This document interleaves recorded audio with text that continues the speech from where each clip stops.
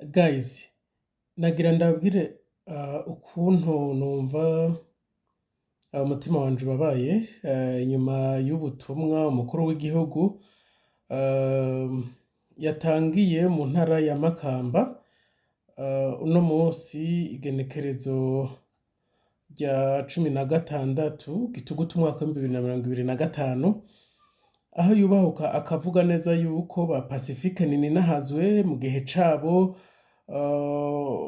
barya neza ko ubu bomureka akarya neza nawe aho abandanya gushira imbere ibijanye no kubiba urwanko, ibijanye no gushinyagurira abarundi mu bukene barimwo, aho atangura yitwaza ijambo ry'Imana, mbere akavuga ibintu bitangaje gose, mbere binatwengeje, binateye ubwoba, n'akamaramaza. Mu kanya ndabumvisha video mwumve aho avuga ngo abantu nka ba Pacifique ngo babwira abanyagihugu ngo raba ngo barashonje, ngo baboze iki, akavyitiranya nuko ngo botegerezwa kubaho. Aha akaba anavuga ko ngo we aba anatomboye kubona baca bamwibutsa ngo mu gihe c'amagume ko ba Pacifique bari bahaze nabo bashonje mu gihe c'amagume, ngo ntiyigeze abibabwira igihe yariko arya neza nabo bashonje, ngo yarya neza ngo nabo barya nabi, ngo bagwaye kwashi, ngo mugabo ngo Pacifique Ninahazwe ngo afise agahinda ngo kubera ko vuga gute ngo nawe ngo akwiye kugwara kwashi ngo kubera ko igihugu ata maguma ahari, ibintu nk'ivyo. Guys, reka ndabumvisha iyo video aho umukuru w'igihugu Ndayishimiye ariko arabishikiriza imbere y'abantu isinzi, mbere nabo bikaboneka ko bari bumiwe. Reka ndayibumvishe, ngira mubona hariko arabishikiriza, mugabo reka ndabibumvishe mwumve ibintu yashikirije, ibintu biteye ubwoba, ibintu bitangaje cane gose, mbere ibintu novuga binateye isoni. Reka muvyumvirize. Ngo mubimenye yuko Imana itazobandanya yirukana basi imbere yanyu, ngo muzogumana, ngo babere umutego n'amakira uzobakubita mwebwe nyene mu mbavu. Mu gitabo naco c'abacamanza ikigabane ca 3 naho nyene bavuze bati bazoguma ngo kugira ngo bagume babibutsa vya bindi vyanyu, n'abana batamenye ibijanye n'ingwano baze babimenye kugira ntibasubire kwiyanjanjwako.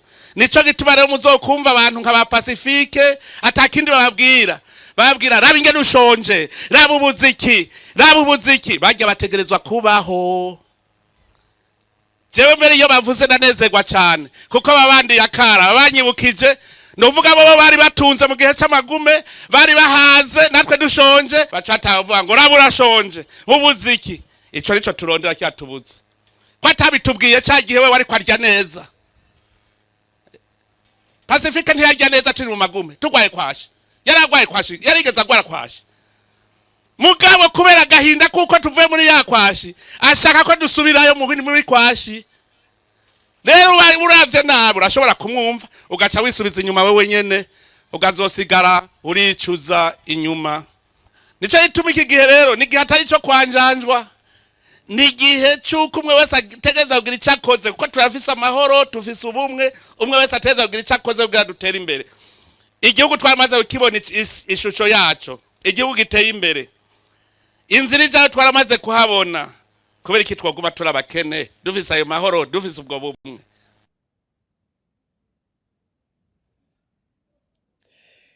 Guys, ngira muravyumvise ibi inya n'akamaramaza kuba umukuru w'igihugu yubahuka akavuga ibintu nk'ibi. Jewe numiwe navuze mbega umukuru w'igihugu nta na rimwe azovuga ibintu bitarimwo ivyo kurya. Mu bintu byose avuga ntashobora kuburamwo ivyo kurya, ntashobora kuburamwo ibintu vy'amaganya, ngo ba Pacifique ngo mu gihe c'amagume ngo nta kwashi bari bagoye ngo kubera ko ngo bararya, ngo uyu munsi rero nawe ngo akwiye kurya ngo kubera ko igihugu ubu ngo nta magume kirimo.